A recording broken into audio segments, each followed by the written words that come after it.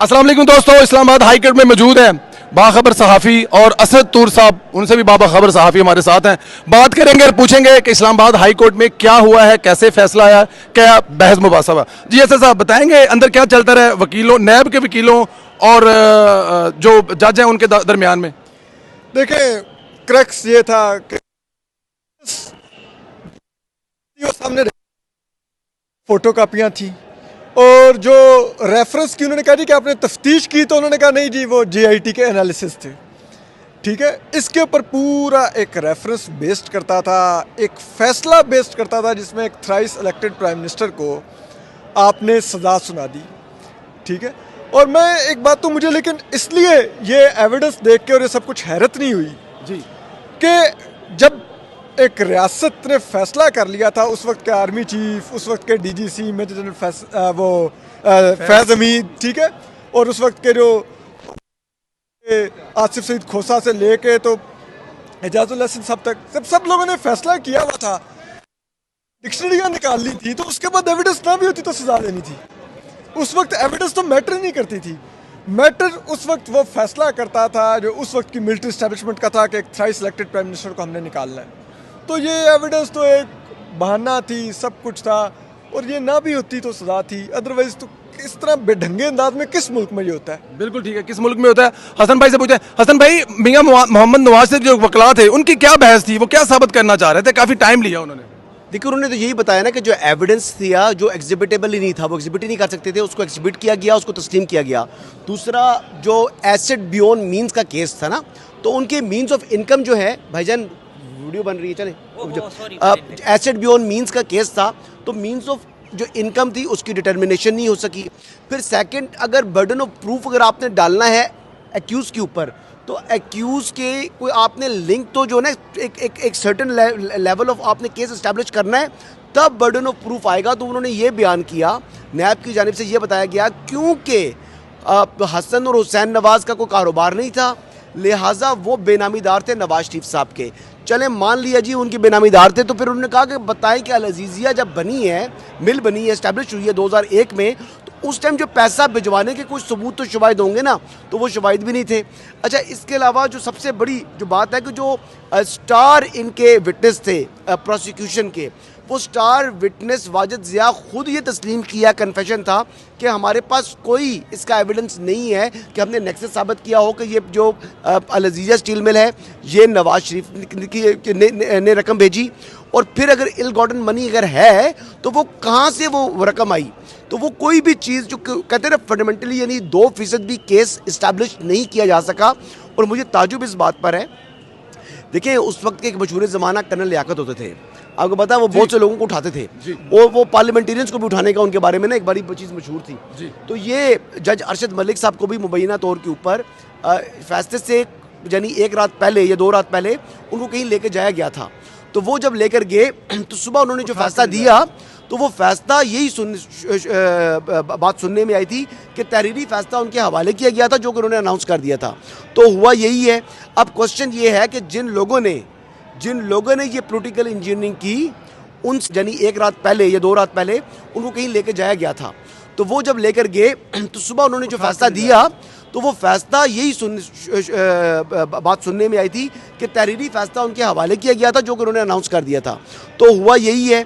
अब क्वेश्चन ये है कि जिन लोगों ने ये पॉलिटिकल इंजीनियरिंग की, उनसे हिसाब कौन लेगा या उनका हिसाब कभी होगा? ये बुनियादी सवालात हैं जिनका जवाब आप भी तलाश करें, मैं भी तलाश करता हूँ, असद तूर भी तलाश करेगा। नहीं, लेकिन वो एक तो जनरल बाजवा ने भी वो इंटरव्यू में खुद कह दिया, उन्होंने कहा कि वो हमने फिर 2 वकीलों को अरेंज किया जिनसे फैसला लिखवाया और वो लिखवा के दिया। वो जो व्हाट्सएप फैसला, हाँ वही ना। तो वो ये तो अच्छा, नैब अगर आज शुरू में आकर कह देता जी हमारे पास कोई सबूत नहीं है, उस वक्त हमें कोई चीज़ नहीं मिली, तो हम इससे विड्रॉ करते, तो ज़्यादा इज्जत वाला रास्ता ना होता? नहीं, वो देखें, एक आप कहते हैं ना एक आई वॉश, तो वो तो आपने करना होता है ना खड़े होके जी। ठीक है, अगर एक नैब का इदारा खड़े होके मान ले कि जी हमने परवेज संधेला साहब को, ठीक है, पॉलिटिकल इंजीनियरिंग के लिए सजा दी थी जी, तो उनके बाकी सारे फैसले भी टेंटेड हो जाएंगे। वो बोलेंगे तो वो इन्होंने काई वाश के लिए जी हमारे पास ये फोटो कापियाँ थी, वो JIT का एनालिसिस था, ये था वो था। बट लाइक मुझे तो हमेशा दुख ड्रामा था जो से देखा हमने। एक सवाल और है सर, मुझे ज़रा जुल्फ़कार अली भुट्टो साहब के बारे में बता दिए कि उधर क्या भुट्टो साहब मतलब कि मजीद जिंदा होने? अब देखिए, जो भुट्टो साहब वाला जो केस है ना, उसमें जो प्रेसिडेंशियल रेफरेंस भेजा गया था, उस वक्त के वजीर कानून जो थे, जिन्होंने बाद में इस्तीफा दे दिया था और फिर उस केस में लड़ने के लिए वो डॉक्टर बाबर रवान साहब थे, वो रेफरेंस में कुछ सब्सटेंस नहीं है।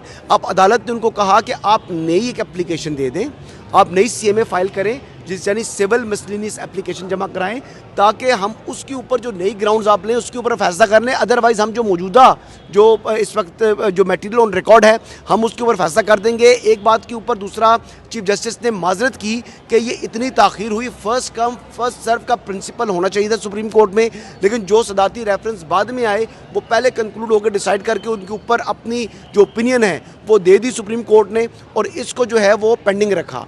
तो ये इसको सर्द खाने का में जो डाल दिया था, इस पर माजरत की चीफ जस्टिस ने।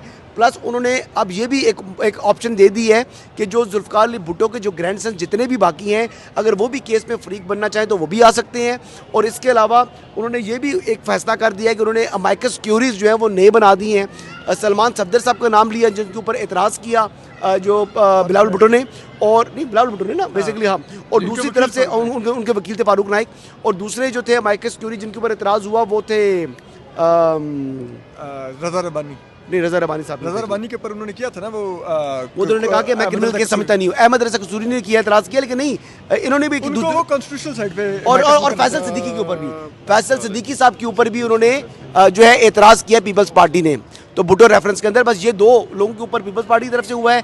अब जनवरी के 2nd वीक तक केस मुलतवी हो गया। ये क्या होगा सर इसमें फैसला, अगर आखिर में बता दें, दोनों ने जाना है अपने अपने प्रोग्रामों में, क्या नजर आ रहा है आने वाले दिनों में? क्या तारीख में जो उल्ट पुल गड़बड़ हुई है अदलिया के फैसलों की, काजी साहब उसकी करेक्शन करने जा रहे हैं? बिल्कुल होगी करेक्शन, क्योंकि देखिए ये एक ऐसा फैसला है कि आप हसन भाई भी कोर्ट कवर करते हैं कि कभी भी जजेस का अगर जुल्फ़िकार अली भुट्टो केस की नज़ीर कोर्ट होने लगा तो वो कहते हैं नहीं इसको छोड़ दें। ठीक है। तो अदलिया खुद भी उस पर शर्मिंदा होती है। काजी साहब ऑलरेडी वो उसमें जो फैज़ाबाद धरना केस है उसमें एजाजुल हक के वकील को कह चुके हैं कि एजाजुल हक के बाप ज़ियाउल हक को हमारी अदालत में सदर नहीं कहना। बिल्कुल ठीक है, ठीक है। तो जजेस का माइंड तो इस बारे में क्लियर है कि ये एक ऐसा चीज़ बड़ी अहम है। अदलिया शर्मिंदा लगती है? कहाँ शर्मिंदा यार, म्यूजियम में सजा के रखा हुआ है उसको, आज भी सुप्रीम कोर्ट के म्यूजियम में पड़े हुए हैं। भुट्टो साहब को फांसी देने का फैसला आज भी सजा के रखा हुआ है, पहले वहां से तो निकाले ना, शर्मिंदे हैं तो आपको लगता है शर्मिंदा नहीं है, लेकिन ये वक्ती तौर पे चीफ जस्टिस साहब जो हैं ये इसको ठीक करना चाह रहे हैं, बाद में यही कुछ चीफ जस्टिस शर्मिंदा अगर हैं भी तो भाई पिछले वाले नहीं थे, जो पिछले थे ना वो शर्मिंदा नहीं थे, वो क्यों सजा के रखा हुआ है आज तक म्यूजियम में? निकाल दे देना उसको, कब से वो जो है चीफ जस्टिस लगे जो दाग हैं वो धोने की कोशिश कर रहे हैं, ये कहा जा सकता है। बिल्कुल बिल्कुल जो दाग है, और वो मेरे ख्याल में धोना चाहिए भी, तारीख को करेक्ट करना जरूर चाहिए, तारीख को करेक्ट करना चाहिए, लगे दाग धोने चाहिए। बहुत शुक्रिया दोस्तों, thank you very much ji.